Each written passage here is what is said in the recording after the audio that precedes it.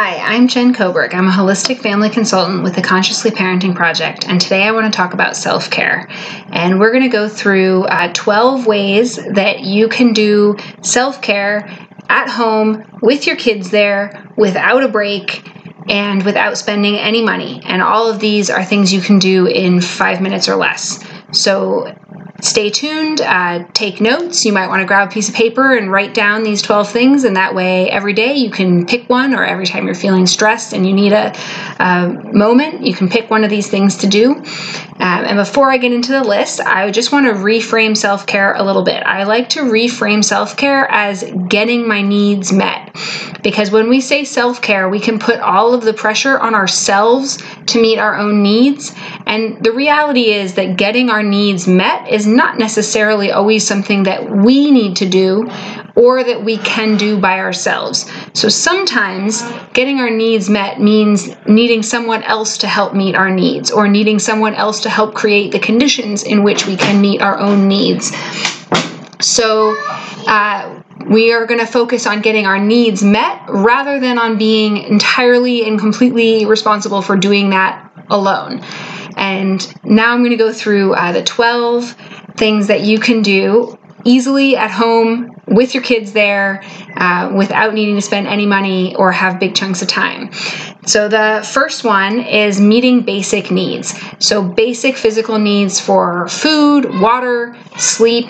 Those needs, that is self-care. That is the fundamental basis of caring for yourself, is meeting those same basic needs in the same way that you would expect your child's basic needs to be met, as the sort of the bare minimum of taking care of yourself. The second thing is moving your body. Moving your body can release all kinds of tension, and this can look like something formal. It can look like an exercise class. It can be those things, and it can be on your own, but it can also be, putting on a song and, waving your body around with your kids, or seeing who can come up with the silliest dance move, or anything like that. It can totally be just dancing around your house, or, doing high knees around your house, or running around in your yard. Moving your body in any way can unload a lot of tension and stress. And that kind of brings us into the third way, which is to laugh. Because I guarantee if you have a silly dance move competition with your kids, that you are all going to be laughing, and you cannot laugh and be, in fight or flight at the same time. So if you can find a way to laugh and be silly, that will help to release some tension as well. And bringing your stress level down a notch is absolutely self-care, and really important self-care. Number 4 is to access your creativity. And this doesn't need to be some big project. This doesn't need to be a kit or, have expensive materials. It doesn't need to be a lifelong hobby. It can just be pulling out a piece of paper and drawing a picture with your kids. And if you're stumped for ideas, you can even ask your kids what to draw. You can even have them tell you what to draw. Talking about silly things to do, if you have your kids try to tell you what to draw and then you try to execute it, that's going to be hilarious and terrible and wonderful and very connecting.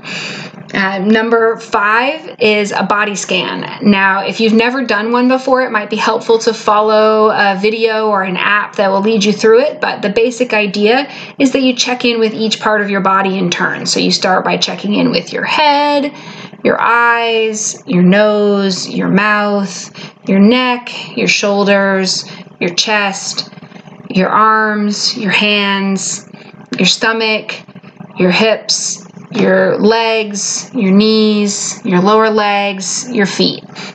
And it can be just checking in with each of those parts and saying, how does this part feel? Is there something this part needs? It can be more active, especially if you have a hard time checking in with your parts, where you might actually clench each part as you come to it and then relax it. That can really help to bring awareness if you're having a hard time feeling different parts in a body scan. Number 6 is a self-compassion meditation, which, again, if you've never done one before, it's helpful to follow along the first time or the first few times. But in general, a good place to start is to imagine what you would say to a good friend who's feeling the way that you're feeling right now. Because often the voice that we have towards others is a lot more compassionate than the voice we have towards ourselves. Number 7 is naming that it's hard. That can be internally to yourself or out loud to the people around you, and even to your kids, saying, you know what, I'm having a really hard time right now. Just saying those words is so validating, and just owning that and feeling that and allowing that opens up so much space for finding a creative solution. That was number 7. Number 8 is to take some breaths. You take 1 deep breath or 3 deep breaths or 10 deep breaths and really feel the air coming in, the air going out. And again, that's really connects with the body and helps your system regulate. Number 9 is to do some journaling. And this can be totally free hand journaling, writing down anything that comes to mind, or this can be following a specific prompt. One that I find really helpful sometimes in moments where I'm feeling frustrated or overwhelmed is to just make a page with 2 columns, and on one side, things I can control, and on the other side, things I can't control right now in this moment.